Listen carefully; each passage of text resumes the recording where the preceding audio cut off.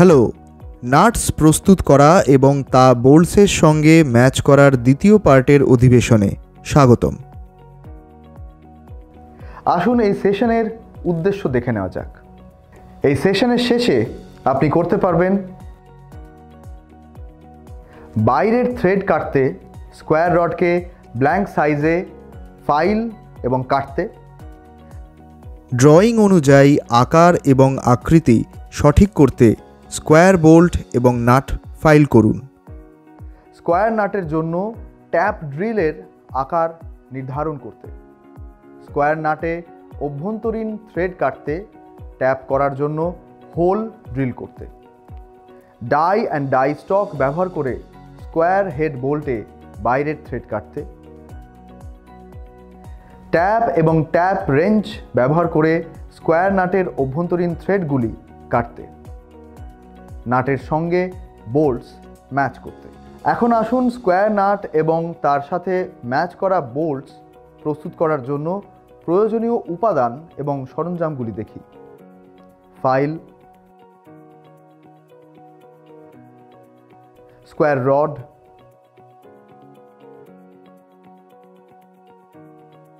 Bench vice, chamfer টুল,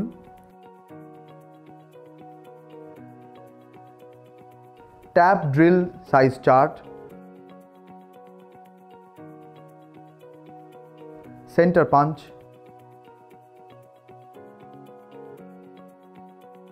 centre drill,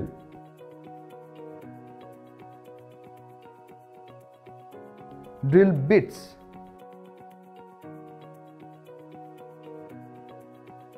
tap wrench,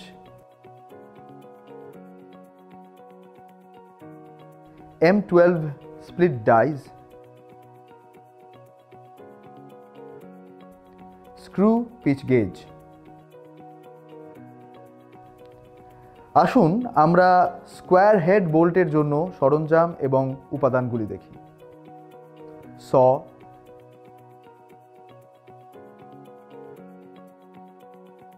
die stock,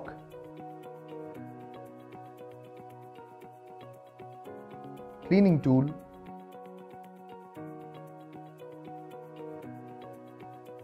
Euler.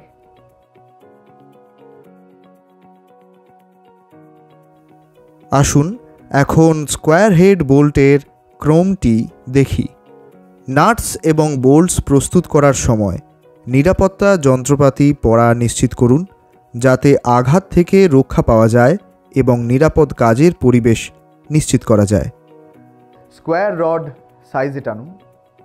Square রডটি পরিমাপ করে 53 millimetre লম্বা করে কেটে নিন।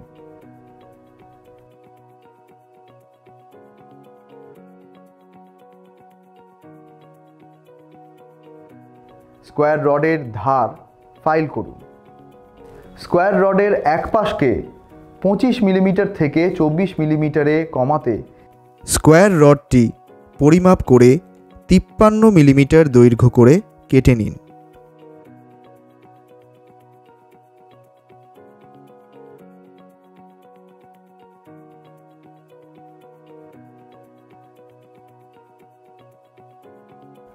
সাইজটি 11.9 মিলিমিটার ডায়ামিটার এবং 50 মিলিমিটার লেন্থ হিসেবে ফাইল করুন।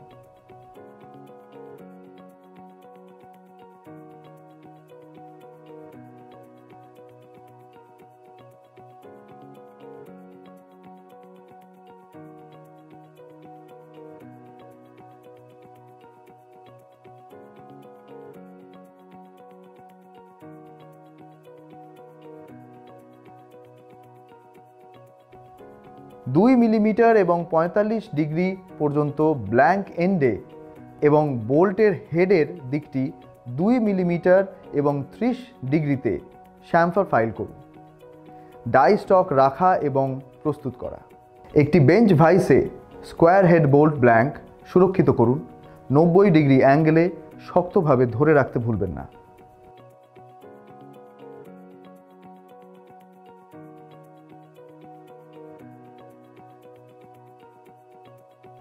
M12 স্প্লিট ডাই প্রস্তুত করে ডাই স্টকে রাখুন। স্কোয়ার হেড বোল্ট ব্ল্যাঙ্কের প্রান্তে M12 স্প্লিট ডাই সেট করুন এবং সাবধানে বাইরের থ্রেডটি কাটুন। থ্রেডটি পছন্দসই লেন্থে কাটা না হওয়া পর্যন্ত ব্ল্যাঙ্কের চারপাশে সাবধানে এবং সমানভাবে ডাইটি ঘোরান। ডাই দিয়ে থ্রেডটি কাটতে থাকুন। সংশ্লিষ্ট নাটের সাথে এর সামঞ্জস্য পরীক্ষা করুন।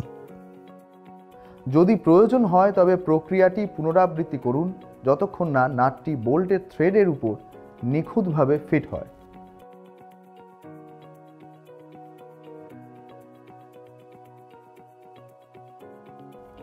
স্ক্রু পিচ গেজ এবং ম্যাচিং নাট ব্যবহার করে বাইরের থ্রেডটি পরীক্ষা করুন। একটি স্ক্রু পিচ গেজ ব্যবহার করে বাহ্যিক থ্রেডের নির্ভুলতা নিশ্চিত করুন, যার দ্বারা পিচ পরীক্ষা করা যাবে এবং ম্যাচিং নাট দ্বারা ফিট যাচাই করা যাবে। বোল্ট অ্যান্ড নাটের মধ্যে থ্রেড পরিষ্কার করুন। বোল্টের থ্রেডের থেকে কোনো আবর্জনা বা ধাতব শেভিং অপসারণ করতে একটি থ্রেড পরিষ্কারের সরঞ্জাম বা একটি ওয়্যার ব্রাশ ব্যবহার করুন।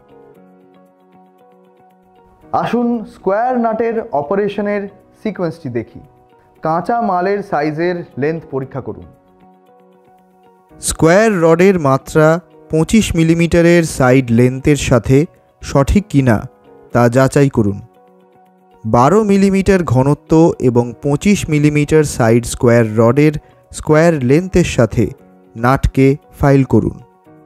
একটি ফাইল ব্যবহার করে স্কোয়ার রডের থিকনেস 12 মিলিমিটারে হ্রাস করুন এবং নিশ্চিত করুন যে এটি স্কোয়ার শেপেই থাকে।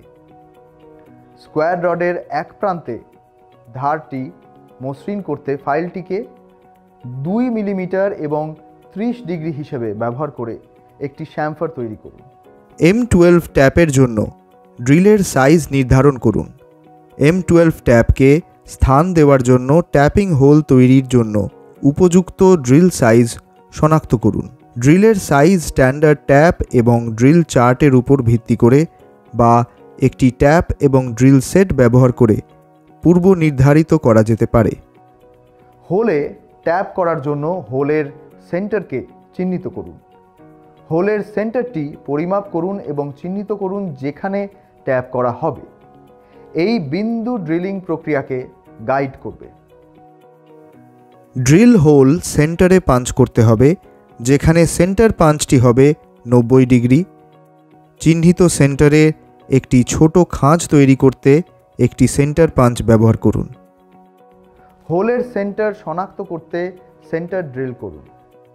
বেঞ্চ ড্রিলিং মেশিনে ওয়ার্কশপটি ধরে রাখুন এবং একটি সেন্টার ড্রিল প্রস্তুত করুন যা ট্যাপিংয়ের জন্য হোলের সেন্টারটি শনাক্ত করতে ব্যবহৃত হবে। একটি সেন্টার ড্রিল প্রস্তুত করুন যা ট্যাপ করার জন্য হোলের সেন্টারটি শনাক্ত করতে ব্যবহৃত হবে। স্কোয়ার নাটে একটি পাইলট হোল তৈরি করতে 6 মিলিমিটার ডায়ামিটারের একটি ড্রিল বিট ব্যবহার করুন। এরপরে স্কোয়ার নাটে ট্যাপ করার জন্য হোল তৈরি করতে 10 মিলিমিটার ডায়ামিটারের একটি ড্রিল বিট ব্যবহার করুন।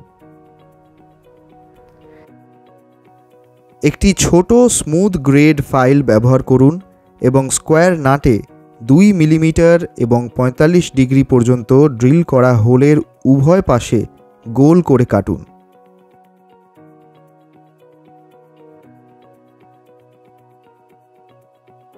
স্কোয়ার নাটটিকে একটি বেঞ্চ ভাইসে সুরক্ষিত করুন। নিশ্চিত করুন যে এটি ভাইস জয়ের সমান্তরাল।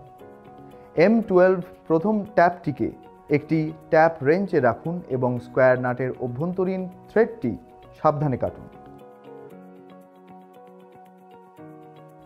স্কোয়ার নাটে সম্পূর্ণ অভ্যন্তরীণ থ্রেড তৈরি না হওয়া পর্যন্ত M12 সেকেন্ড ও থার্ড ট্যাপ দিয়ে প্রক্রিয়াটি পুনরাবৃত্তি করুন।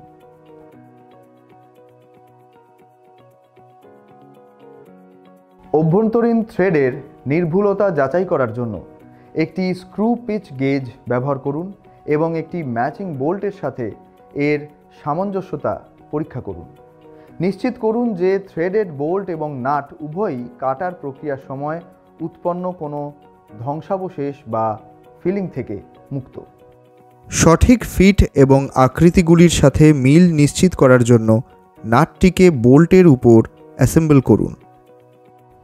অবশেষে লুব্রিকেশনের জন্য থ্রেডে অল্প পরিমাণ অয়েল প্রয়োগ করুন এবং আরও মূল্যায়ন বা ব্যবহারের জন্য স্কোয়ার হেড বোল্ট এবং নাট সংরক্ষণ করুন। আসুন আলোচনা করা মূল বিষয়গুলো পুনর্বিবেচনা করা যাক। স্কোয়ার রডটি পরিমাপ করে 53 মিলিমিটার লেন্থে কেটে নিন। স্কোয়ার হেড বোল্ট ব্ল্যাঙ্কস এন্ডে M12 স্প্লিট ডাই সেট করুন এবং সাবধানে বাইরের থ্রেডটি কাটুন। স্কোয়ার নাটের জন্য বেঞ্চ ড্রিলিং মেশিনে ওয়ার্কশপটি ধরে রাখুন এবং একটি সেন্টার ড্রিল প্রস্তুত করুন যা ট্যাপিংয়ের জন্য হোলের সেন্টারটি শনাক্ত করতে ব্যবহৃত হবে। M12টি প্রথমে একটি ট্যাপ রেঞ্জে রাখুন এবং স্কোয়ার নাটের মধ্যে অভ্যন্তরীণ থ্রেডটি সাবধানে কাটুন। লুব্রিকেশনের জন্য থ্রেডে তেল লাগান। এবার আমরা অধিবেশনের শেষ ভাগে এলাম। আশা করি আপনি নাট প্রস্তুত করা এবং বোল্টের সাথে ম্যাচ করানোর বিষয়ে ভালো ধারণা অর্জন করেছেন। পরের সেশনে আবার আপনাদের সাথে দেখা হবে।